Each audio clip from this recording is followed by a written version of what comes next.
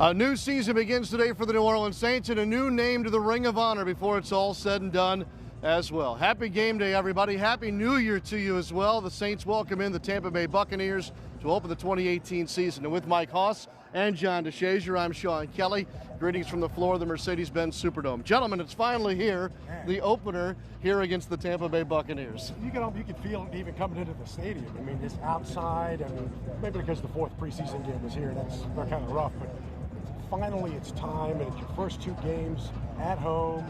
Certainly this team has gotten off to horrid starts in the previous 7 years, and getting off to a good start with these first two home games, NFC South opponent, man, what a crucial start. I agree. Let's talk about that NFC South opponent, a division rival here to start things off in week one, John. Well, I think it helps you out. Number one, you come in with the requisite amount of intensity. Now, you come into a season opener, you're going to be pretty jacked up anyway. You come in against a division opponent, and all of a sudden it multiplies a little bit because this is a team that has played the Saints tough. Now, they hadn't always beaten the Saints, obviously, but a division game is always a tough game. It's hard to run over a division opponent, so this gets your attention right away. Mike, you talked about the horrid starts to seasons. You've lost 4 straight season openers, in fact, and when you look at the bulk of this schedule, a very difficult one for the Saints, these two first ones at home are crucial for a team, though, that has high expectations. Mike, I can't remember a team, maybe even the 09 team, that had as many expectations laid upon them as these guys do right now. Totally agree, especially because of what happened last year, right. Certainly the way things ended last year. But you're right, in fact, and it's not just an 0-1 start. I think only once in the last 7 years have they not started like 0-2, 0-3. So it's not just, right, we didn't win the opener. So, yeah, I think this team, has to knock the rust off early. We don't see a lot of Drew in the preseason. He's not completed the pass to Traquan Smith at all. Certainly, I think you knock the rust off quicker, get off to a better start. I think this offense, you look at the Saints receivers and a Michael Thomas and a Traquan, they're tall. They're going against a lot of shorter DBs. We don't know if Brent Grimes is going to play yet, but I think we'll see a lot of back shoulder throws from Drew Ray. The height advantage of the Saints and the Bucs is just pretty impressive. Yeah, Drew Brees, by the way, 1 touchdown pass away from holding the record for most touchdown passes in a season opener. He could pass Peyton Manning today. One would give him them 35 for his career. John, it's hard, especially at the start of a season, to boil things down a little bit. You have so many storylines and headlines throughout the preseason, but here we are, week one, the opener. What are the most impactful storylines going into this specific matchup today? Well, they're probably non-sexy to listeners, and yet here they are. Running game. The Saints need to run the ball. And by that, I mean the last 6 games between these two teams, the team that has won has outrushed the other one 5 times. Third downs, the team that's been most successful in those 6 games have been most successful in 4 of those games. So those 2 things are going to be big. Now, with the Saints running game, how do you account for that? Is it going to be Alvin Kamara and Jonathan Williams and Mike Gillislee? Or is it going to be Alvin Kamara on swing passes and screen passes? Because those are more like long handoffs. I know they go in the books as passes, but those are like handoffs. Those are like runs. So the Saints can get in some runs that way too. Yeah, no marking room for these first couple of weeks of the regular season. As John pointed out, it's going to be a little bit by committee at running back. Tampa Bay rolls an LSU Tiger into their defense. Quan Alexander at linebacker. That we know about Gerald McCoy, but other than that, they've kind of revamped a defensive line that needed a lot of help. And they look improved, Mike, and they could be a handful today. And certainly we don't know if Andres Pete is going to play, but this offensive line from last year's used to, swapping around everybody on game day.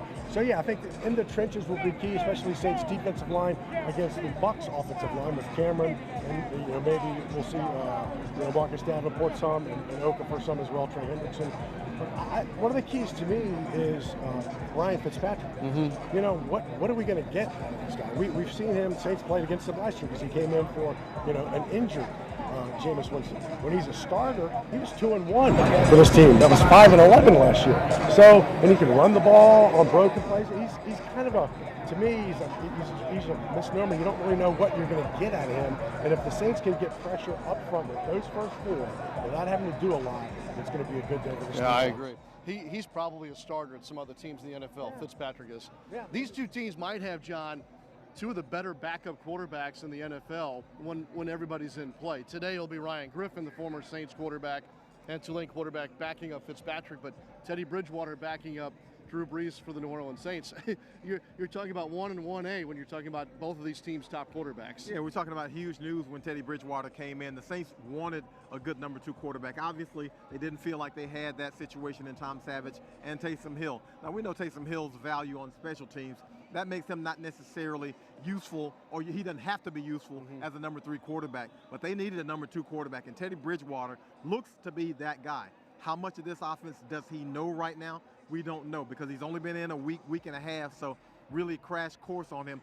And let's face it, if Drew Brees goes down for the season, the Saints are probably going to be in a little bit of trouble anyway, but at least they have a guy that if you give him a little time, they feel like Teddy Bridgewater can do some of those things that they would be accustomed to doing with Drew Brees out there.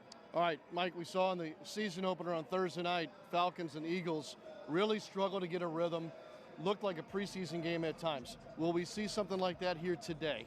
It wouldn't surprise me. I think if you look back to last year, from the 0-2 start to the way this team turned it around, you could say that was a lot of, well, maybe they didn't play much in the preseason to stay healthy, which I'm fine with. But I think it's about, and I think this Buccaneer team, to me, is a lot like Carolina and Cam Newton. If you can get into their head early and get on top of them, I don't think they have a lot of will. There's not a lot of will on that 5-11 team, and there's not a lot of will sometimes on a Cam Newton-led team.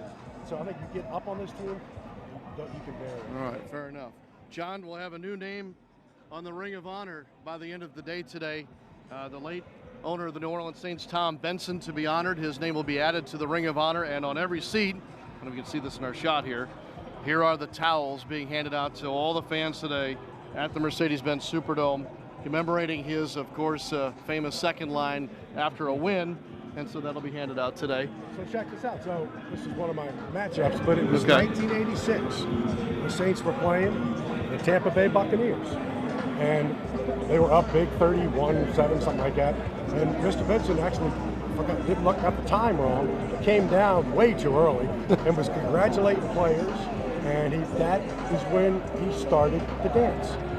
Buccaneers, 1986, 32 years ago, against this team is when the Benson Boogie got it started. How about that? There's a great story right there. How ironic, too, to have the Buccaneers back in the building on this day, too. Yeah, exactly. I mean, very appropriate, obviously, for Tom Benson to go into the Ring of Honor. Almost every winning season, well, not almost, every winning season in the history of this franchise, all the playoff wins, the Super Bowl win, all of those things happened under his ownership. And so you can't overstate how important he was to this franchise and has been. All right. All right, well, in the all-time series, the Saints lead the Buccaneers 32-20. These two teams split a year ago, each team winning on its home field. This goes a long way into that hot start you're looking for and the unanswered questions, John, that you were looking for heading into this one. Bottom line is this. The Saints are favored today. They should win. If they don't win, it's a disappointing start. It would be 5 straight season openers dropped, and it gets you off on the right foot, obviously, with the Browns coming to town next week. Complete coverage throughout the game at NewOrleansSaints.com and on your Saints mobile app. John DeShazier and I will be upstairs in the press box.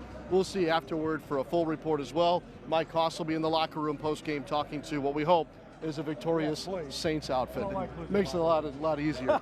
John, Happy New Year to you. Yes, sir. Let's get it going. Yes, sir. Mike, thank you as always. I'm ready. All right, here we go, gang. Time to crank it up. They'll be looking for a big, loud crowd today, and we know that you'll be watching as well. Go Saints. Happy New Year, everybody.